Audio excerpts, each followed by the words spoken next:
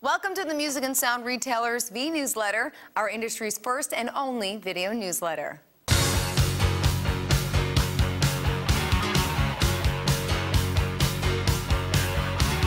Hi everyone, I'm Jill Nicolini. We have another prominent politician visiting D'Addario, and Gibson is filing a lawsuit. We even have a great feel-good story to share and a new use for an instrument. That's all coming up, but first we have some great news about a retailer for you.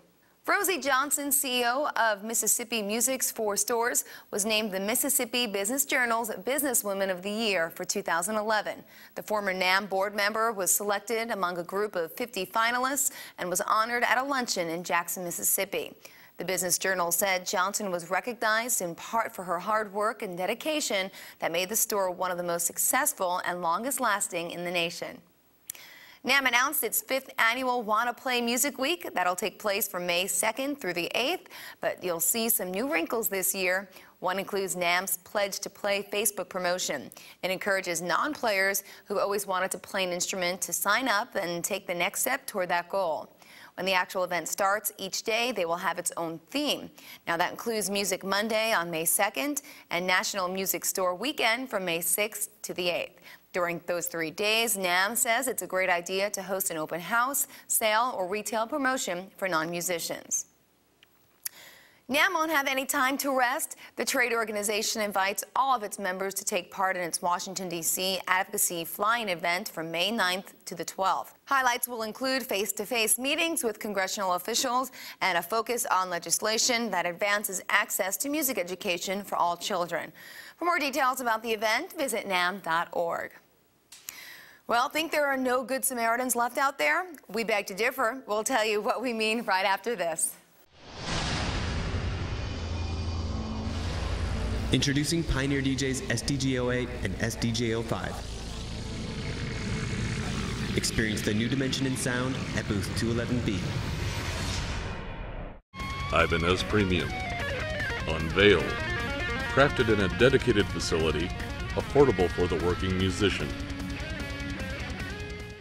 We're happy you continue to tune into our show. Speaking of tuning, TuneTech unveiled its Orb Chromatic Clip-On Tuner. How's that for a segue? Well, the tuner got its name thanks to its simple, ergonomic shape and sleek feel. Other features of the Orb include in-tune color changing, simple one-button configuration, 360-degree viewing, and a scratch-resistant rubberized finish. Now here's something really different. Voco Pro's UHF 18 allows you to add a wireless microphone to a non-wireless system. The UHF wireless module adds wireless capability to any system with a 1/4 inch input.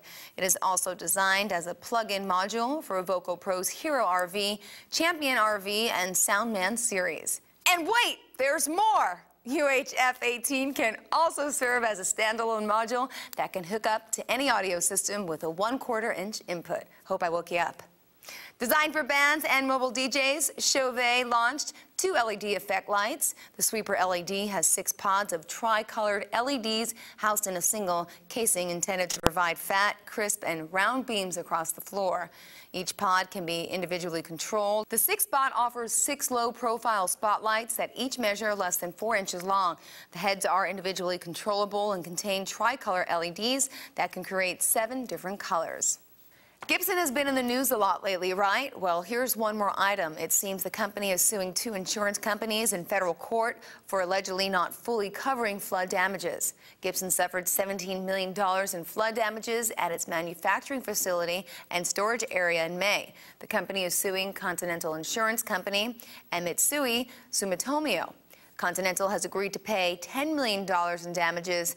However, Mitsui refused to pay additional funds because it claims it covers only the warehouse facility. The storage area is not physically located at the same address. Gibson sued both companies because it says they inappropriately tried to segregate the 2 places. Gibson is seeking the full amount of its flood damages, compensatory damages, and interest. Let's change gears a bit by telling you about the Good Samaritan story I teased a bit earlier. Sean Sabo and members of his band, Seriously, were shopping for a high-end amplifier at Mantova's 2 Street Music in Eureka, California. Sabo was considering purchasing an orange amp. He asked Anthony Mantova, the store owner, if he could crank up the amp to hear its full range. Mantova obliged. However, Sabo's performance was heard at the Eagle House Hotel across the street. Zan, a machine shop worker who was staying at the hotel, decided to investigate. He stood in the doorway of the store and listened to Sabo play. Zan began to talk to Sabo and surprisingly told him, "I'm going to get that for you. I want you to keep playing." Zan bought the amp and then took the members of the band out for a celebration at Gallagher's, a local Irish pub. Now, you sure don't hear about this every day. We have a big licensing agreement coming up right after this, so please stay with us. We are Peavey. Established in 1965, we have dedicated ourselves to all aspects of the music and professional sound products marketplace. From guitars and amps to the most sophisticated digital signal processing control systems found in some of the most recognizable venues around the world, our products are sold through music dealers and system integrators worldwide. We're Peavey, and we make you money by making the products your customers use and want. A new licensing agreement between Mel Bay and the People's Music Publishing House in Beijing is big. How big? Well, Mel Bay said the value of the entire agreement could reach tens of millions of dollars. In addition to a licensing deal, the agreement should also lead to further production projects for Mel Bay exceeding 5 million units during the next 5 to 10 years. The announcement is a culmination of 12 months of negotiations between the two parties. Wow, that is a big deal. Also big are some of the hottest new products out on the market right now. Let's check them out. DBZ says it has a new breakthrough in guitar neck design with its Z-Glide reduced friction neck.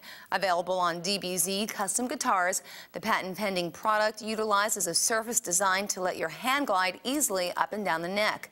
According to Dean Zielinski, inventor of the neck, it eliminates a sticky or clammy feeling gloss lacquered necks are known to produce. The design is a result of engraving tested patterns into the back of the neck that reduce surface area while trapping moisture and sweat. Onboard Research debuted its first IntelliTouch tuner with an integrated capo. The tuner can be used on all 6 and 12-string guitars. It is automatic and chromatic, displaying measured musical notes on a large backlit LCD screen called the IntelliTouch Capo Tuner.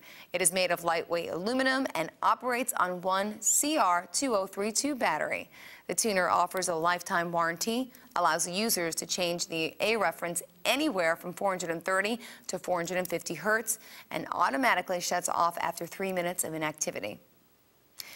Peavey has expanded its product offerings with the introduction of the Composite Acoustics line of carbon fiber acoustic guitars. The newest composite acoustic guitars launched by Peavey were the GX, OX, and Cargo.